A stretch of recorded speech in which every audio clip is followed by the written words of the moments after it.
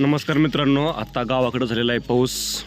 आता सगळीकडे वलं वातावरण आहे आणि आम्ही चाललो शेतामध्ये फिरायला. पाऊस पडल्यामुळं माझ्यासोबत आहे आमचे छोटे बंधू गुड्डू भाई आणि आमचा बबलू. आता मी तुम्हाला शेतामध्ये कसं पद्धतीचं वातावरण झालेलं आहे पावसामुळं ते तुम्हाला मी दाखवतो.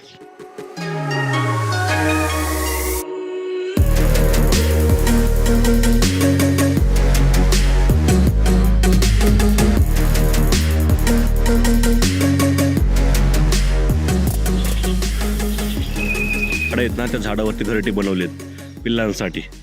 तुम्हाला मी ते चिमणी झूम करून दाखवतो. हे पहा कशा पद्धतीने चिमणी त्याच्या पिल्लांसाठी छान छान घरटे बनवते. गावाकडं पाऊस झाल्यामुळं शेतात आमचा जो रस्ता आहे ना, ते रस्त्याची अशी अवस्था होते. वरून चिखल होतो. पाऊस पडल्यामुळं सगळीकडे असं हिरवगार वातावरण झालेलं आहे. शेतामध्ये पक्ष्यांचा आवाज आणि झाडावर पडणारे थेंब.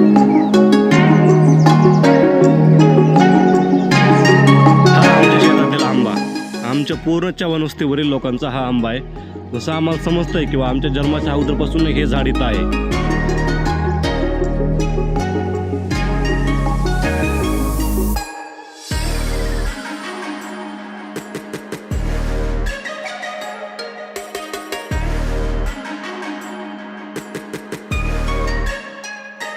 हे आहे शेतातली सरकी, ज्याला आपण कपाशी पण म्हणतो.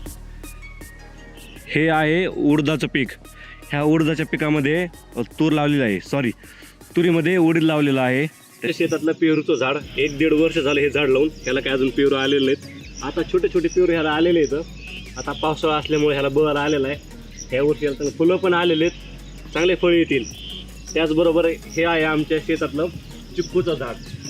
छोटं छोटं चिक्कूचं झाड आहे. ह्याला काय अजून चिक्कू आलेले नाहीत, पण लवकरच चिक्कू ह्याला येतील.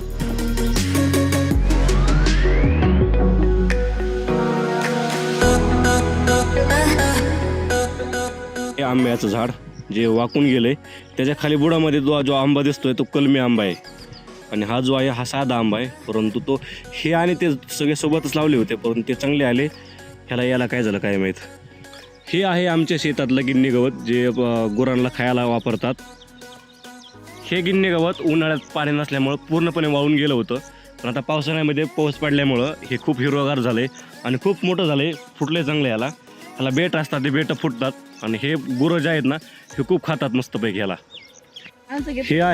ही आहे बियाची मका. आता पाऊस पडल्यामुळे चांगली वाढ झालेली आहे. हिला खुरपून घेतलं आहे आता. परंतु यासला आभाळ येत असल्यामुळं ह्याच्यावर थोडी आळी पडलेली आहे. हे पहा, ही आळी पडल्यामुळं असं आळीला खाल्लेलं आहे. आता ह्याला एक फवारणीची गरज आहे. आता हा पाऊस उघडल्याच्या नंतर ह्याला एक फवारणी करावं लागेल. आता आपण हे पूर्ण शिवार बघितलं, पूर्ण शेत बघितलेलं आहे. तिथं आपली विहीर आहे. विहीर उन्हाळ्यामध्ये पूर्ण कोरडी पडली होती. आता विहिरीला पाणी आलं आहे. आपण ते किती पाणी आलं हे बघूयात. चला विहिरीकडे चला.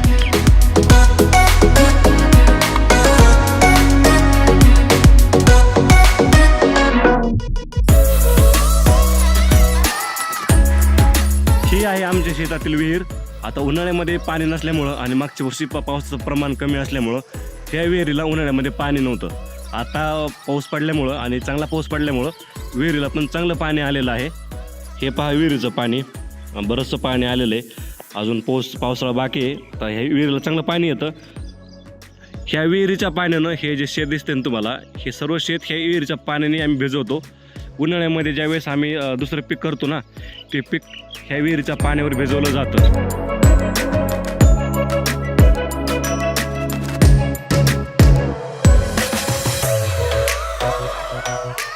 गावाकडचं वातावरण 12ही महिने चांगलं असतं. परंतु पावसाळ्यामध्ये ना गावाकडचं जे वातावरण आहे ते एवढं हिरवगार होतं. आणि झाडांना जे नवा बहार येतो, पक्ष्यांचा चिलचिलाट, हे असं गावाकडलं निसर्गरम्य आणि सुंदर वातावरण.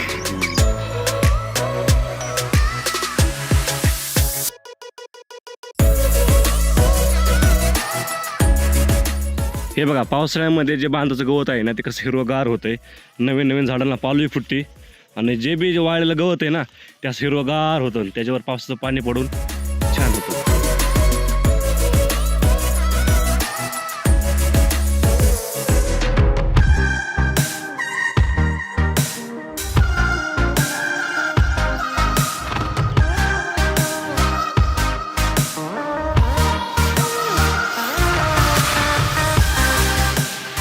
हे आमच्या चव्हाण वस्तीवरील सर्वात जुने पिंपळाचे झाड आहेत.